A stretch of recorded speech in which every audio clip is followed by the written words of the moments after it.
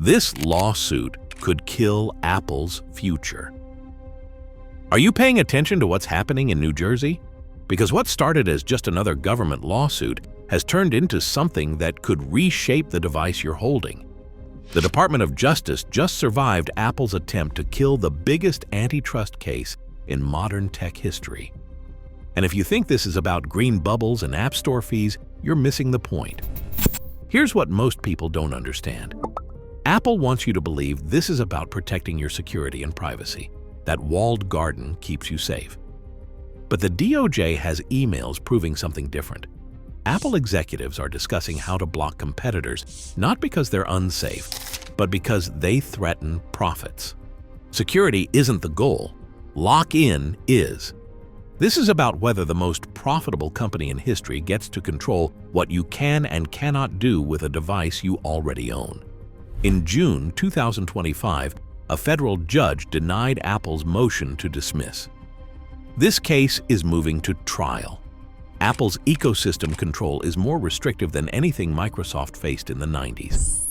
I'm breaking down the 5 weapons the DOJ is using to attack Apple's empire, showing you what happens if they win, and revealing what Apple's executives admitted behind closed doors. Let's start with something you experience every day, the green bubble problem. When you text someone with Android, your iPhone automatically downgrades everything. Videos turn pixelated, messages lose encryption. You can't see typing indicators or edit texts. Everything breaks. Apple designed it that way. Internal emails show executives openly admitting this strategy. One told Tim Cook bringing iMessage to Android would hurt Apple more than help them.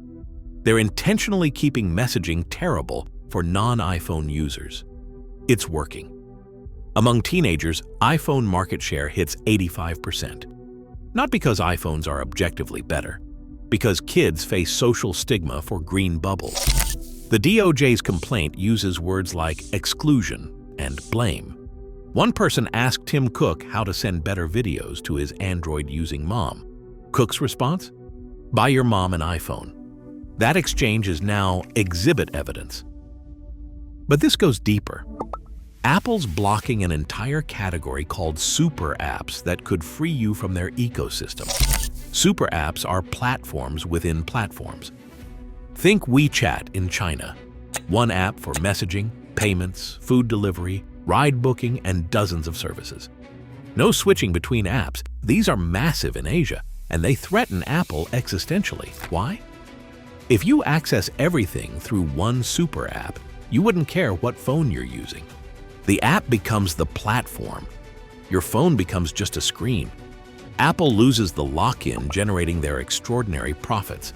The DOJ alleges Apple systematically blocked super apps, restricted functionality, made them worse than standalone apps, all to prevent you from realizing you don't need their ecosystem. While Apple blocks super apps in America, they thrive everywhere else. That's not an accident. That's strategy. Now let's talk about something affecting over 70 million Americans. Your Apple Watch. Try using an Apple Watch with Android. You can't. Not because of technical limitations. Apple designed it that way. The lawsuit reveals Apple deliberately limits non-Apple smartwatches on iPhones.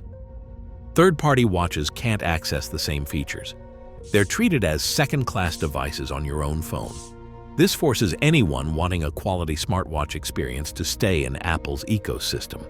Buy an iPhone, need an Apple Watch. Buy an Apple Watch, can't leave iPhone. A trap generating tens of billions for Apple's wearables division. But doesn't making products work well together make sense? The DOJ isn't arguing against integration. They're arguing Apple uses integration as a weapon to eliminate competition. There's a difference between making products work together and deliberately sabotaging competitors. Evidence suggests Apple chose the latter. Now the financial chokehold. The 30% Apple tax. Every app developer selling through the App Store pays Apple 30%. The DOJ alleges this isn't just expensive, it's anti-competitive. Apple forbids developers from telling users about cheaper payment options outside the App Store. Imagine a restaurant in a mall.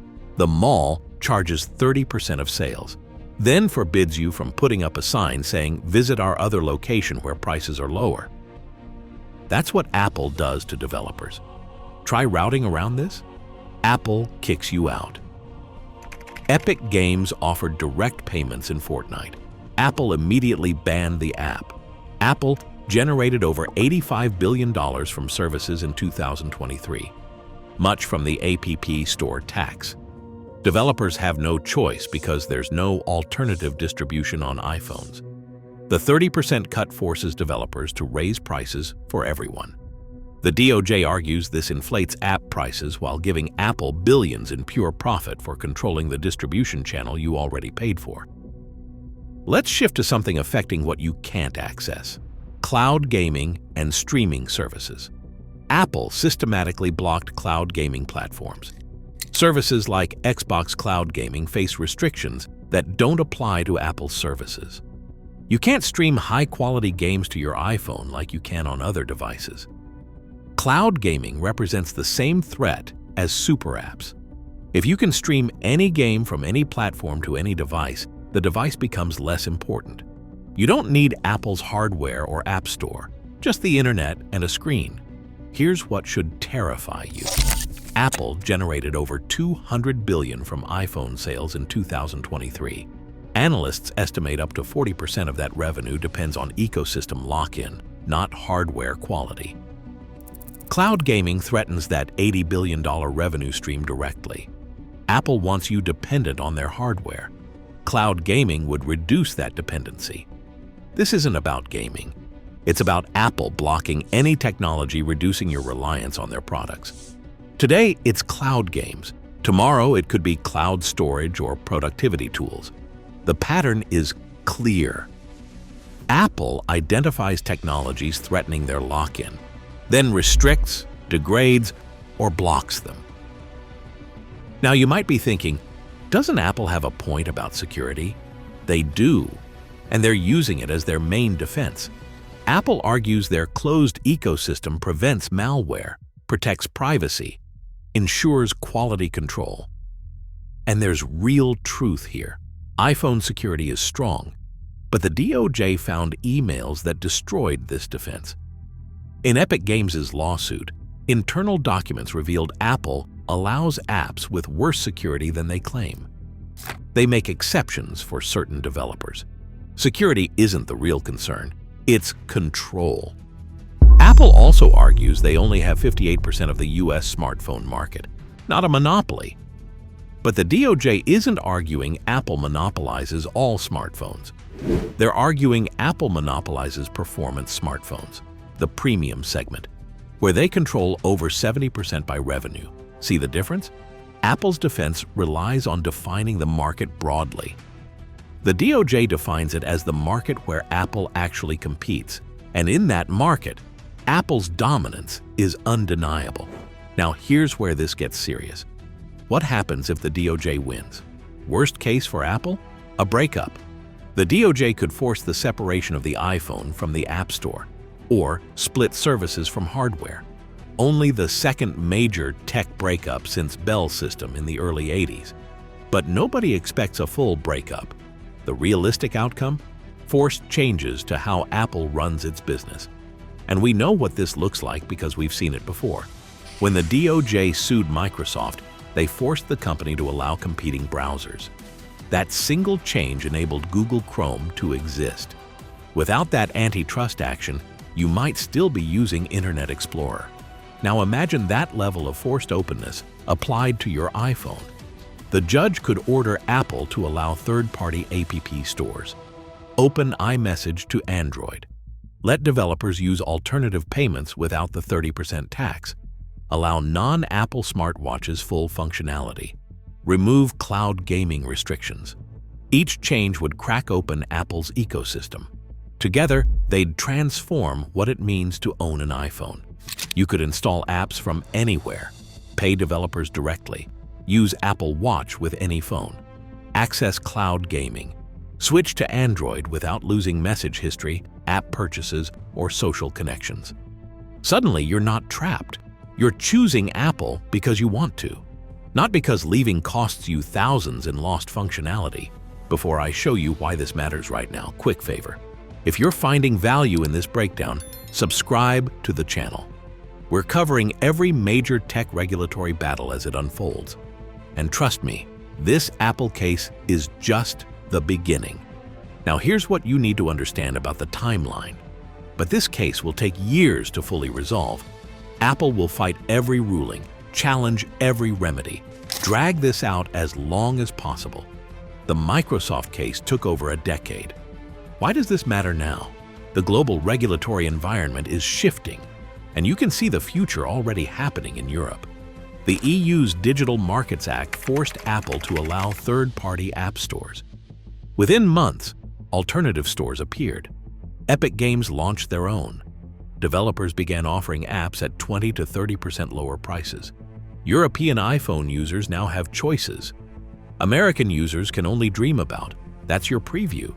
If the DOJ wins, that becomes your reality. Apple's facing coordinated assault. They can't win everywhere. Once they make changes in one major market, pressure to standardize globally becomes enormous. This lawsuit isn't about fixing green bubbles or App Store fees. Those are symptoms. The DOJ is attacking the entire concept of a closed ecosystem as a business model. For decades, Apple argued their tight control benefits consumers. Better security, privacy, integration. There's truth to that, but the DOJ's counter-argument is devastating. Apple uses those benefits as cover to eliminate competition and extract excessive profits. They've crossed from building great products to sabotaging competitors, from earning loyalty to manufacturing dependency. The evidence? Internal emails showing executives discussing how to prevent competition. Business decisions made to trap users rather than improve products. Technologies are blocked, not because they're unsafe, but because they threaten dominance. This is smoking gun evidence that wins antitrust cases. Apple makes over $97 billion in profit annually, pure profit. The DOJ's question is simple. How much comes from genuinely superior products versus artificial barriers preventing you from leaving? The implications stretch beyond Apple. Google faces multiple antitrust suits.